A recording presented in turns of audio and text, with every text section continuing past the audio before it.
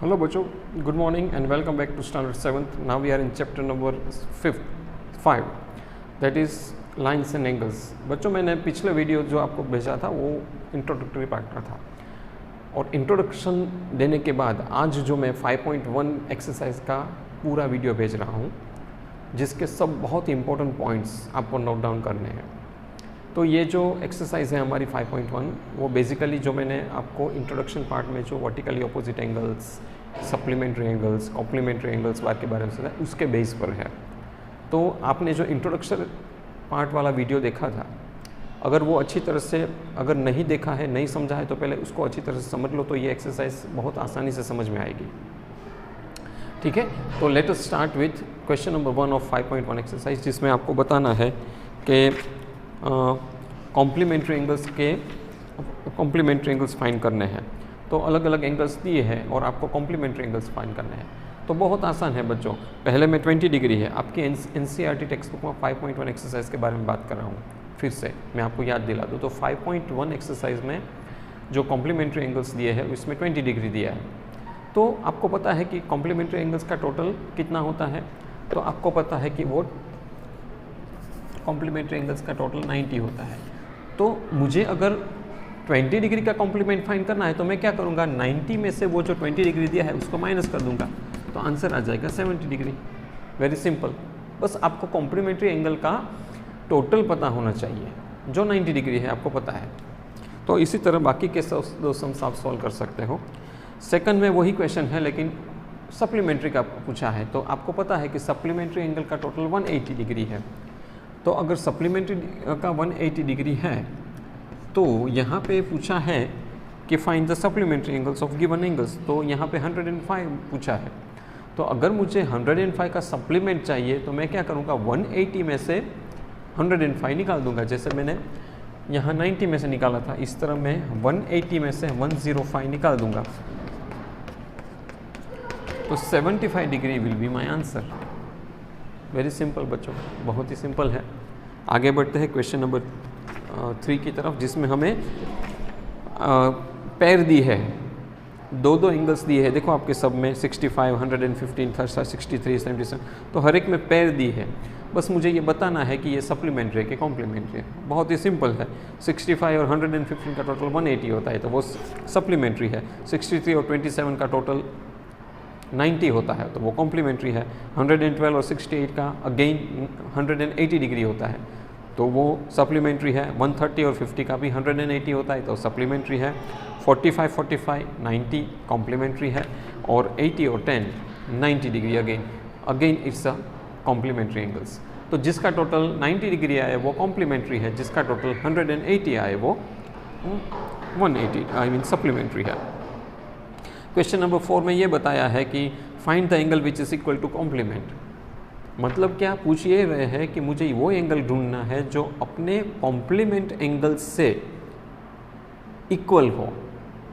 तो अगर कोई एंगल कॉम्प्लीमेंट एंगल से इक्वल तब भी हो सकता है जब वो कॉम्प्लीमेंट्री एंगल का मैं डिवीज़न करूँ, डिवाइड बाई 2 करूँ, और जो एंगल आए वही उसका कॉम्प्लीमेंट होता है।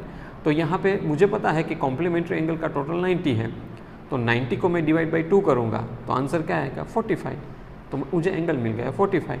Very simple, right. 45 complementary angle है, उससे इक्वल एंगल तो 45 हो सकता है, क्योंकि दोनों इक्वल 45 मिलाकर कॉम्प्लीमेंट एंगल बताएंगे।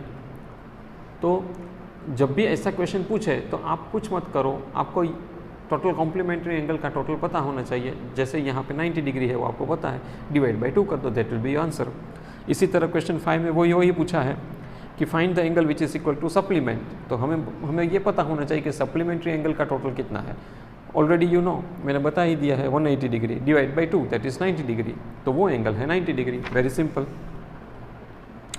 फिर क्वेश्चन नंबर 6 में बताया है कि in the given figure angle A and angle B are supplementary angles. If one decreases what changes would you take place in 2 so that both the angle will still remain the supplementary. मतलब अगर एक decrease होता है तो दूसरा increase होगा, क्योंकि linear pair का टोटल तो 180 डिग्री होता है। अगर मैं नंबर 1 एंगल का मानो कि मेजरमेंट कुछ कम करूँगा तो उतना ही नंबर 2 का बढ़ेगा। ओके, नंबर 2 का अगर मैं बढ़ाऊँगा तो नंबर एंगल ए का उतना कम हो जाएगा। एंगल टोटल तो 180 रहने वाला है, तो that is the answer. Now can you, question number 7 में, can two angles be supplementary, both angles are acute, obtuse या राइट। तो पहले में नो आंसर आएगा, क्योंकि दो एक्यूट एंगल भी सप्लीमेंट्री एंगल नहीं बनाएगा, दो ऑब्ट्यूज एंगल भी नहीं बनाएगा क्योंकि वो एंगल बढ़ जाएगा।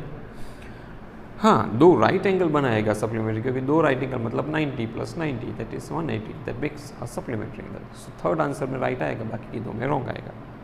क्वेश्चन नंबर 9 में जो फिगर दिया है वो मैंने यहाँ पे बोर्ड पे आपको समझाने के लिए यहाँ ड्रॉ किया है बच्चों, इसको अच्छी तरह से समझ लो।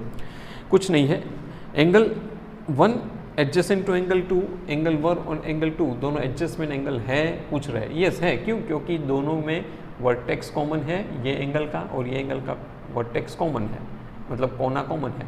दूसरा, ये दो एंगल कॉमन आर्म शेयर कर रहे हैं, तो पहले में आंसर आएगा यस। सेकंड में AOC adjacent to AOE, AOC वो एडजेसेंट टू AOE नो, क्योंकि दोनों के वर्टेक्स भी कॉमन नहीं है, आर्म भी कॉमन नहीं है। एडजस्टमेंट एंगल होने के लिए उसका आर्म दोनों एंगल का कॉमन होना चाहिए और वर्टेक्स भी कॉमन होना चाहिए। यहाँ पे ये पॉसिबल नहीं है, क्योंकि AOC ये है, AOE ये है, तो दोनों के कोई आर्म तो कॉमन बन ही नहीं रहे हैं, तो इट इज़ नॉट।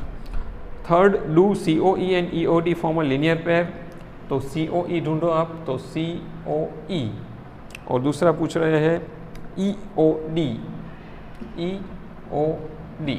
हाँ, तो ये दोनों एंगल यस, क्योंकि स्ट्रेट एंगल है ये COD, उसके ऊपर दो एंगल बन रहे हैं, तो डेफिनेटली यस आएगा, क्योंकि वो लीनियर पेयर बना रहा है।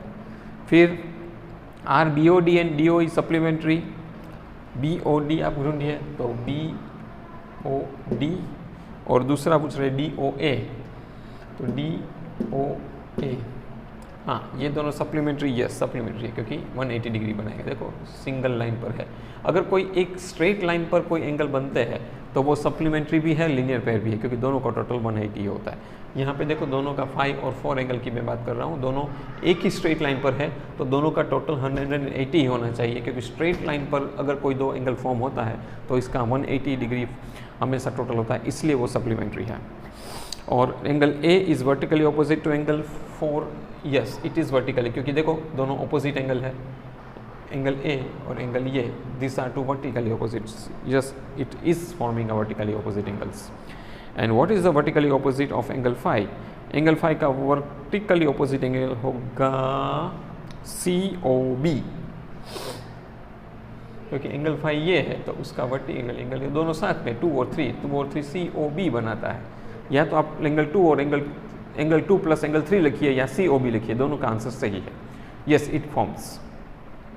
फिर क्वेश्चन 10 सेम है, क्वेश्चन जैसे ही है वो आपका होमवर्क में कर लेना।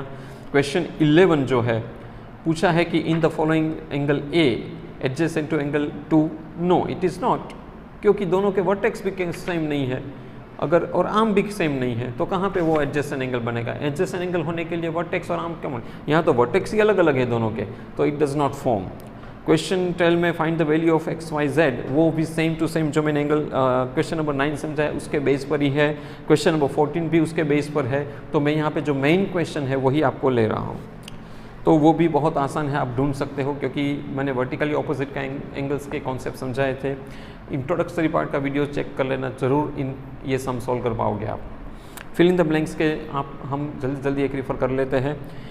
देखो, अगर if two angles are complementary then the sum of their measure should be 90 degree, क्योंकि कॉम्प्लीमेंट्री एंगल्स के दो एंगल के मेजरमेंट हमेशा 90 होना चाहिए। If two angles are supplementary तो उसका मेजर 180 होना चाहिए, सिंपल है।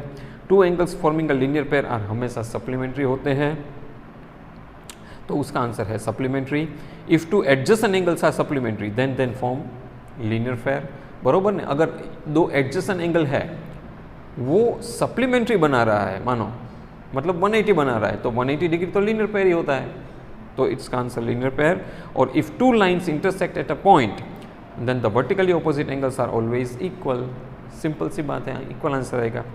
अगर दो लाइन एंगल इंटरसेक्ट कर रहे हैं, मतलब यहाँ पे, तो उसके वर्टिकली ऑपोजिट जो एंगल होते हैं वो इक्वल होते हैं, ये दो इक्वल होते हैं, ये दो इक्वल होते हैं, so it should be equal. And the last is, if two lines intersect at a point and if one pair of vertically opposite angles are acute angles, then the other pair of opposite angles should be obtuse. Definitely एक acute angle है तो दूसरा obtuse ही होगा, तब भी जाके वो intersect vertically opposite angle बनाएगा। तो बच्चों इसके साथ ही ये 5.1 एक्सरसाइज आज समाप्त हो गया। इसकी सारी एक्सरसाइज को नोटबुक में होमवर्क में करनी है। हाँ, जब आप नोटबुक में पूरी एक्सरसाइज नोट डाउन कर रहे हो तो ये ज़रूर याद रखिए कि कोई भी सम हो तो मुझे ग्रुप में भेजिएगा, मैं डाउट सॉल्व करके वो सम सॉल्व करके आपको ग्रुप में वापस भेज दूंगा। Thank you very much for listening me.